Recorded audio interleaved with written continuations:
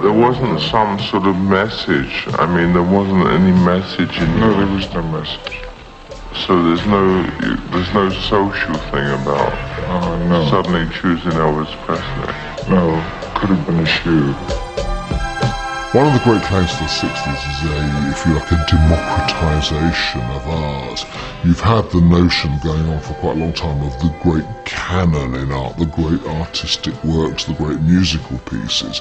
So one of the things that the entrepreneurial artist of the 60s says is, we will mix up low and high culture and sell low culture to you as being as valuable as high culture. It's the very beginning of postmodernism and the notion that all these values are relative.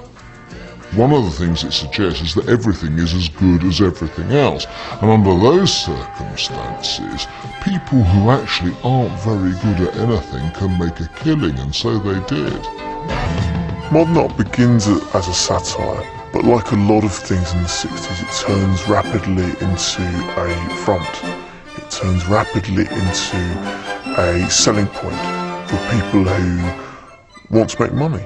There was an intensifying commercialisation of culture. I mean, the 60s was the period when that begins to happen, when what postmodernists are now used to actually first took root.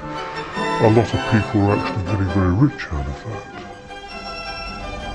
When Warhol died in 1987, he left an estate of at least $500 million.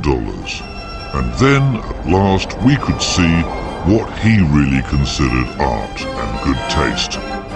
We saw that his apartment was not littered with the avant-garde, but with antiques. In an age where he challenged our values in public, in private, he chose the objects that had stood the test of time. Andy Warhol. Phony, radical Andy Warhol.